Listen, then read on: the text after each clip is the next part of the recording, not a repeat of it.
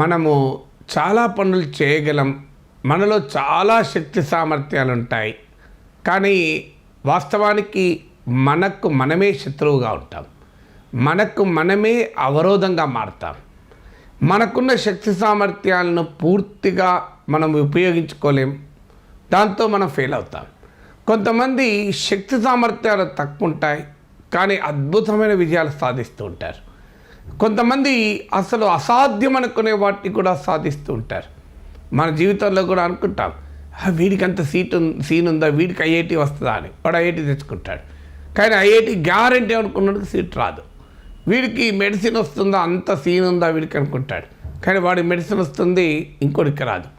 So ఒక సాధారణమైనటువంటి వ్యక్తి కూడా అసాధారణమైన విజయాలు సాధిస్తూ ఉంటాడు. సో వాడి శక్తి సామర్థ్యాలకు, వాడు సాధించే విజయాలకు పోలిక ఉండదు.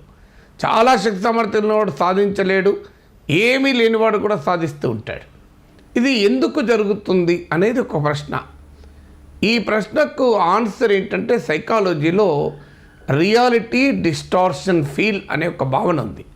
రియాలిటీ డిస్టార్షన్ ఫీల్డ్లో స్టీవ్ జాబ్స్తో చాలా పాపులర్ అయింది. అతను తన యాపిల్ కంపెనీలో ఉద్యోగులకు ఆ రకమైన భావన కలిగించేవాడట. అంటే అసాధ్యమైన టాస్కులు కూడా ఇచ్చి, డెడ్లైన్స్ ఇచ్చి, సాధించలేము అనుకునే దానికి కూడా వాళ్ళ మనసులో ఇది చాలా సులభంగా సాధించవచ్చు అన్న భావన కల్పించేవాడట. తన జీవితంలో కూడా అసాధ్యమైన అనుకునే కూడా చాలా సులభంగా సాధించవచ్చు అన్న భావన కలిగి, ఆలోచనలు కలిగి ఆయన సాధించేవాడట. సో అప్పటి నుంచి ఇది పాపులర్ అయింది. వాస్తవానికి ఈ కాన్సెప్టు ఎప్పటి నుంచో ఉంది. ఈవెన్ షేక్స్పియర్ అంటాడు, there is nothing like what is good and what is bad, it's all how you see it అని. ఏది మంచిది ఏది చెడుది అనేది లేదు, అది అంతా కూడా మన ఆలోచన బట్టే ఉంటుంది అని.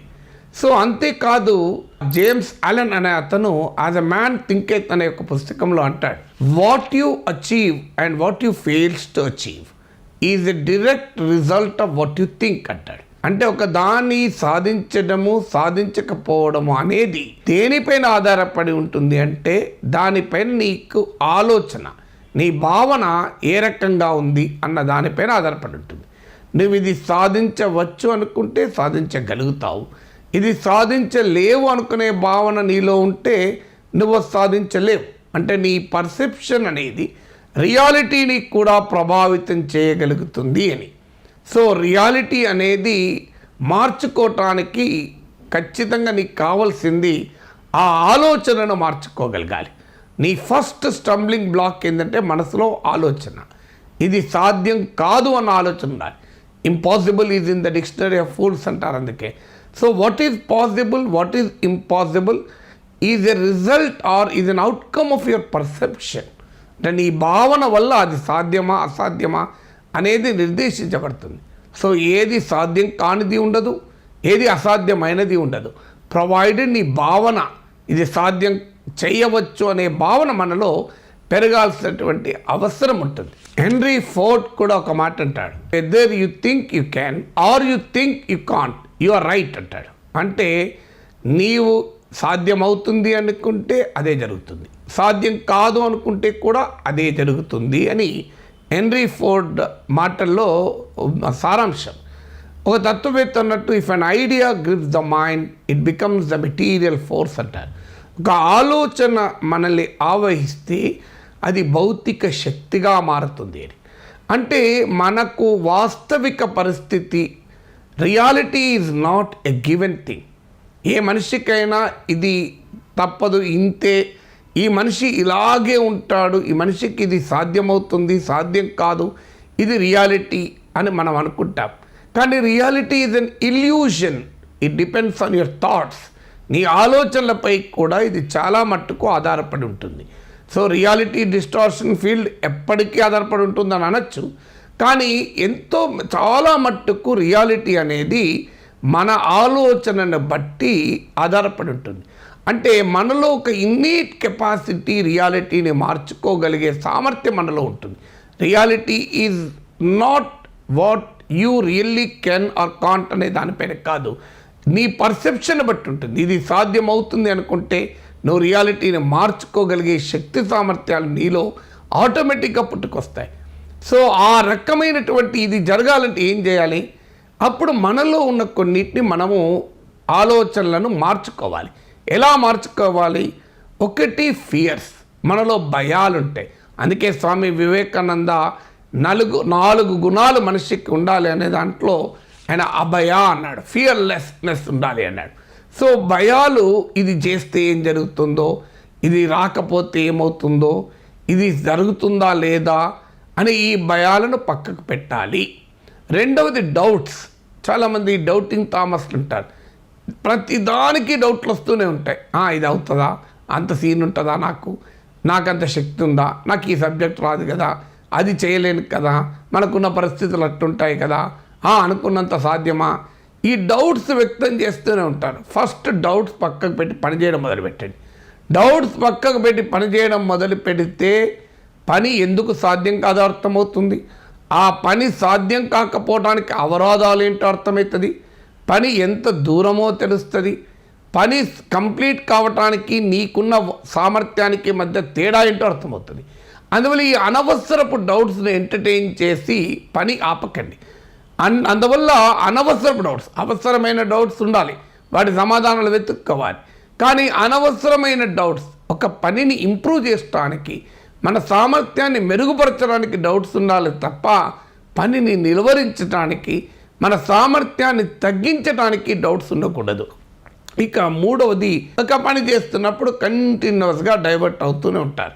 సీరియస్గా చదువుతుంటారు, ఈలోగా వాట్సాప్లో ఏదైనా మెసేజ్ వచ్చిందా, దానికి ఆన్సర్ చేయాలా, వాట్సాప్లో ఏమొచ్చింది అని చూస్తుంటారు. నేను చాలామందిలో గమనిస్తూ ఉంటాను, సీరియస్గా ఉన్నప్పుడు ఏదో ఎస్ఎంఎస్ వచ్చిందా, ఎస్పెషల్లీ సోషల్ మీడియా వచ్చాక ఫేస్బుక్లో ఎవరైనా నాకు పోస్ట్ పెట్టారా, నా పోస్ట్కి ఏమైనా లైక్ వచ్చిందా. సో మనిషి ఇలా డైవర్ట్ అవుతూనే ఉంటాడు. సో ఆఖరికి నేను కొంతమంది చూశాను, దేవుని జపం చేసుకుంటూ కూడా కార్తీక దీపం టైం అయింది అని ఆలోచిస్తుంటారు. సో ఆలోచించి అరే టీవీ పెట్టరా అంటాడు మధ్యలో. ఇటు జపం చేసుకుంటూనే ఉంటారు, అటు టీవీ పెట్టరా అంటారు. అంటే వాడి మైండ్ ఆ సమయంలో కూడా వాళ్ళ మైండ్ దేవుని పైన కాకుండా టీవీలో రాబోయే సీరియల్ పైన ఉంటుంది. సో ఇలాంటి డిస్ట్రాక్షన్స్ అన్నీ కూడా తగ్గించుకోవాలి. సో ఆ డిస్ట్రాక్షన్స్ను తగ్గించుకుంటేనే సక్సెస్ అవుతాం. సో ఎప్పుడు కూడా మీరు ఒక పని చేసేటప్పుడు మీలో భయాలేంటో లిస్ట్ అవుట్ చేయండి, మీ అనుమానాలేంటో లిస్ట్ అవుట్ చేయండి, మిమ్మల్ని పక్కకు మళ్ళిస్తున్న అంశాలేంటో లెక్క చేయండి, వాటన్నిటినీ పక్క పెట్టండి.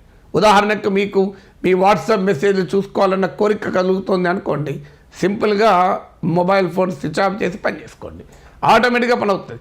ఇక ఆ రకంగా అంటే ఫియర్స్, డౌట్స్, డిస్ట్రాక్షన్స్, ఈ మూడింటిని మీరు పక్కకు పెట్టారనుకోండి, ఆటోమేటిక్గా సాధ్యమవుతుంది. ఈ మూడు మీరు పక్కకు పెట్టాక మీ భయాలు, మీ అనుమానాలు, మిమ్మల్ని పక్కకు మళ్ళిస్తున్న అంశాలు, ఈ మూడింటిని లిస్ట్ అవుట్ చేసుకొని ఈ మూడింటిని దూరం చేసుకునే పని చేయండి. ఈ మూడు దూరం అయ్యాక మళ్ళొక్కసారి మిమ్మల్ని మీరు ఆలోచించుకోండి, నీలో ఉన్న నెగటివ్ థాట్స్ ఏంటి, ఆ నెగటివ్ థాట్స్ ఎందుకు వస్తున్నాయి అనేది మనం ఒక్కసారి ఆలోచించగలిగితే, ఒక్కసారి మిమ్మల్ని మీరే ఆలోచించుకోండి. మీరు ఒక అంశాన్ని ఆలోచించిన దాన్ని బట్టి మీ సమస్యను తగ్గించుకోవటానికి, సమస్యను పరిష్కరించుకోవటానికి ఉన్న అవకాశాలు ఏముంటాయని ఆలోచించండి. మీకున్న అతిపెద్ద సవాలే మీకు ఒక అద్భుత అవకాశంగా ఎలా మారుతుందో ఒక్కసారి థింక్ చేయండి. మీరు ఇంకొక చిన్న టెస్ట్ ఏంటంటే, మీరు ఏమి సాధించదలుచుకున్నారు, మీ మనసులో ఏ రకమైన చర్చ జరుగుతుంది. సో ప్రతి మనిషిలో కూడా ఒక ఇన్నర్ డైలాగ్ ఉంటుంది. సాధించుకున్న మీరు జీవితంలో చేయదలుచుకుంది, సాధించదలుచుకున్న దానికి భిన్నంగా మీ ఇన్నర్ డైలాగ్ నడవకూడదు. అంటే ఉదాహరణకు మీరు ఒక పనిని, ఒక విజయాన్ని ఒక వ్యాపారం చేస్తున్నారు.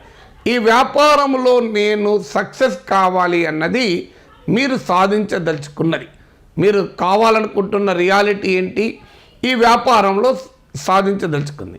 లేదు మీకు ఒక ఉద్యోగం కోసం మీరు ప్రయత్నిస్తున్నారు, మీ జీవితంలో సాధించదలుచుకున్నది ఏంటి, ఉద్యోగం రావడం. కానీ మీలో ఉన్న ఇన్నర్ డైలాగ్ ఏంటి, ఉద్యోగం వస్తుంది అన్న డైలాగ్ కన్నా నా ఉద్యోగం రాకపోవటానికి నాకు ఉండే ఇబ్బందులు ఇవి అని మనం ఆలోచించుకుంటూ కూర్చున్నాం అనుకోండి, జీవితంలో ఎన్నడూ సాధించలేం. అందువల్ల ఆ రకమైనటువంటి ఆ నెగటివ్ థాట్స్ ఏమేమి ఉన్నాయో ఐడెంటిఫై చేసుకోవాలి. అంటే మనకు తెలియకుండానే మనము సాధించుకున్న దానికి భిన్నమైన ఇబ్బందికరమైన అడ్డంకిగా ఉండే పరిస్థితుల్ని మనం క్రియేట్ చేసుకుంటున్నాం. అంటే మన అన్డిజైరబుల్ సర్కమ్స్టెన్సెస్ను మనం క్రియేట్ చేసుకుంటున్నాం. సో ఈ అన్డిజైరబుల్ సర్కమ్స్టెన్సెస్ను ఎలా మనము పక్కకు పెట్టాలి అనేది ఒక ప్రధానమైన అంశంగా మనం గుర్తుపెట్టుకోవాలి. అందువల్ల జీవితంలో మనము సాధించదలుచుకున్న దానిపైన కాన్సన్ట్రేషన్ను పెంచుకున్నాం అనుకోండి. సో ఈ రియాలిటీ డిస్టార్షన్ ఫీల్డ్ అనే సైకాలజికల్ కాన్సెప్ట్ ఉపయోగించి రియాలిటీని మార్చుకోవటానికి నీ థాట్స్ మార్చుకోవాలి. ఇది మొత్తం థియరీ చెప్తున్నది ఏంటంటే మన రియాలిటీ, మన సర్కమ్స్టెన్సెస్, మన పరిస్థితులు మన ఆలోచనలపై ఆధారపడి ఉంటాయి. చాలా మేరకు మన పరిస్థితుల్ని మారాలి అంటే ముందు మన ఆలోచన మారాలి. మన ఆలోచనలే మన జీవితాన్ని నడిపిస్తాయి. మనకు తెలియకుండానే మన ఆలోచనలు మనను ఉత్సాహపరుస్తాయి, నిరుత్సాహపరుస్తాయి. మనను విజయం వైపుగా నడిపిస్తాయి, మన అపజయం వైపుగా నడిపిస్తాయి. మన శక్తి సామర్థ్యాలను పెంచుతాయి, మన శక్తి సామర్థ్యాలను అడ్డుకుంటాయి కూడా. అందువల్ల పర్సెప్షన్కు రియాలిటీకి మధ్యనున్న సంబంధం ఈ రియాలిటీ డిస్టార్షన్ ఫీల్ చెప్తోంది.